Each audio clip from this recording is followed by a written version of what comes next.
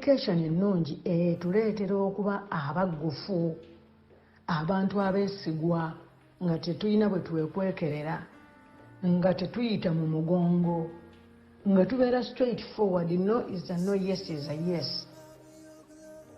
Ne bw'obeera ng'oli mu bufumbo, buli w'obeera ne mwami wo oba n'olina mukyala wo, omukyala oluusi abakyala kino kye bakola, ate nga abasinga bakikola, n'abaami bakikola. Omukyala abeera awo yategese okutambula, oba agendako wa mukwano gwe, naye yayambadde yeekubye make-up, mwami we tamanyi, mwami ali mu mirimu, naye ng'ajja kukomawo.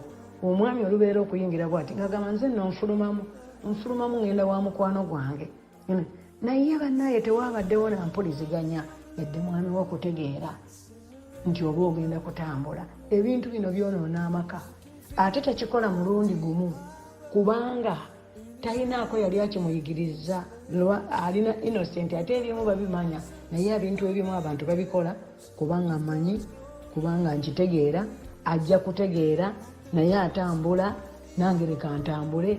Kwegamba olaba nti buli kimu kibeera backed n'empisa, wabeerawo empisa ezikibaakinga. So bino ebintu bwe tubiyigirizaako, ne tujja ne tuyigiriza mu buweereza, n'abaweereza ne tubayigiriza, ne bwe mbeera nga ndi liida wammwe naye saagala nzije buzi nkole bukozi kintu, nina okucommunicatinga n'abantu bendiidinga, ate nabo ne bacommunicatinga nange, kubanga it is both ways.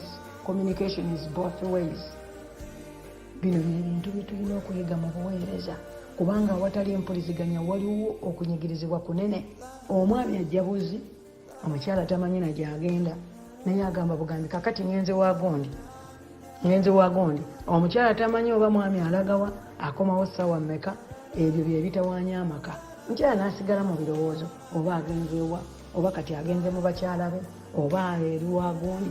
Ayima eyo n'akomawo, nzija ekyeggulo kiyidde, awaka taleseewo kintu, tewabaddewo nekyayiiya nako n'akato. Akaposta ke nabawa akakulaga bwo downloadinga n'engeri gy'okuyetinga user number ne password, n'oyingizaamu ne password ID number eya church ne password. Abantu babimanyi, bw'oba tobimanyi obuuza ku mikwano gyo. Ate bw'oba tolina gwe essimu ng'essimu ye tesobola, oyogerako ne mukwano gwo alina essimu oba smartphone oba essimu esobola mu downloadinga, omusaba ku ssaawa ezo n'omubeerako mu kusaba. Ebintu nga bwe tetujja kusanyuka nnyo okubalaba, era bwe muba nga temusobodde, era musobola okubira ku Pastor David Alight Mukisa, Pastor Enoch Ansamba, Pastor Alexi namujulirwa, tubeera nga tusobola okukola ki, okubeera nga musobola okuyambibwa, engeri gy'oyingirako, engeri gy'odownloadinga, kijja kubeera kirungi.